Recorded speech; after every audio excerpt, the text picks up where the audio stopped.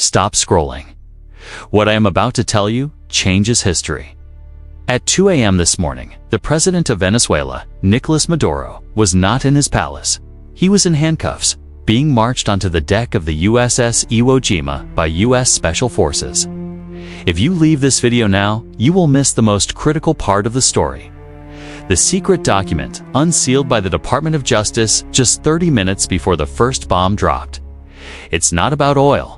It's not about politics. It is about a criminal conspiracy so vast it turned an entire country into a cartel. The United States has just decapitated the regime in Caracas.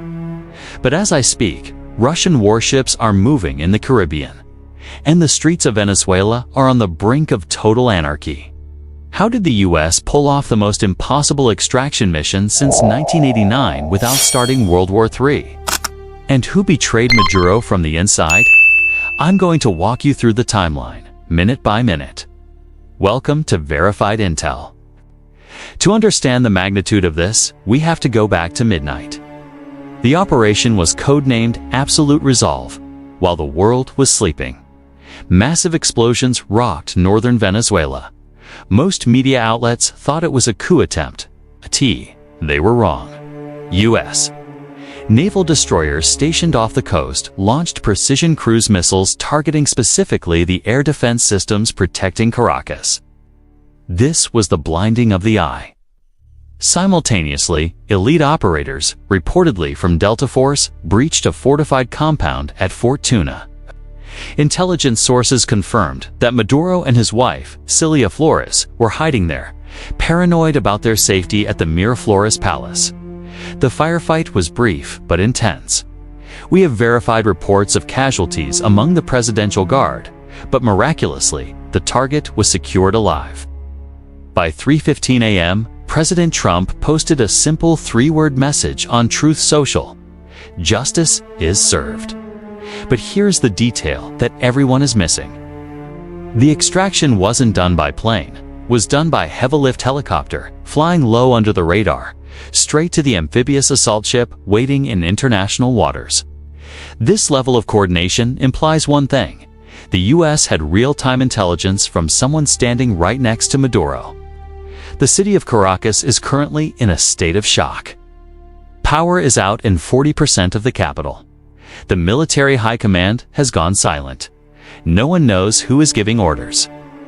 Now, let's peel back the curtain. Why did the U.S. risk a direct invasion? The answer lies in a newly unsealed indictment by Attorney General Pam Bondi. For years, we have heard rumors about the Cartel of the Suns.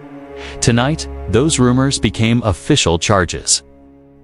The U.S. government alleges that Nicolás Maduro was not just a dictator. He was the CEO of a massive drug trafficking enterprise. We are talking about utilizing state resources, military jets, national airports, and diplomatic pouches to flood the United States with cocaine. This wasn't just corruption. It was narco-terrorism. The indictment claims that Maduro worked directly with dissidents from the FARC to weaponize cocaine as a tool against America. But why strike now? Why January 3, 2026? Our sources indicate that the cartel was preparing a massive shipment, potentially involving weapons transfers that crossed a red line for U.S. national security. The intelligence window was closing. Maduro had fled to Iran or Cuba. As rumors suggested he planned to do next week, he would have been untouchable. The U.S. had to spring the trap before the bird flew away. This explains the ferocity of the strike. It wasn't just an arrest, it was a dismantlement. The fallout from this is going to be radioactive. Moscow is furious. Venezuela was Russia's primary ally in the Western Hemisphere. Billions of dollars in Russian loans and military equipment are now effectively gone. The Kremlin has already issued a statement calling this an act of war and a violation of international sovereignty. But notice what they haven't done. They haven't moved their ships. The speed of the U.S. operation caught everyone off guard, including Putin. China, on the other hand, is silent. Beijing holds a massive amount of Venezuelan debt. they are likely calculating that a new US-backed government might actually pay them back, unlike the bankrupt Maduro regime. This is a masterclass in power projection. The message to other adversaries is clear. You are not safe, even in your own fortress. But for the people on the ground, this geopolitics means nothing compared to their reality. As the sun rises over Caracas, millions of Venezuelans are waking up to a new, uncertain world. I want you to imagine the emotion. For the millions of refugees who walked across continents to escape starvation, this morning brings a tearful hope. Is the nightmare finally over? Can they go home? But there is also fear. A power vacuum is a dangerous thing. The collectivos armed pro-government gangs are still in the streets. There is a high risk of civil conflict in the coming days.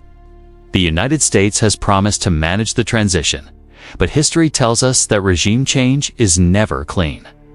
We will be monitoring the situation hour by hour. As soon as Maduro lands in New York, we will have the footage. This is history in the making, and you are watching it live. If you want to understand the deep background of the Cartel of the Suns, click the video appearing on your screen right now. It explains the connections we didn't have time to cover here. I'm your host, and this is Verified Intel. The truth is our mission. Subscribe now. Stay safe.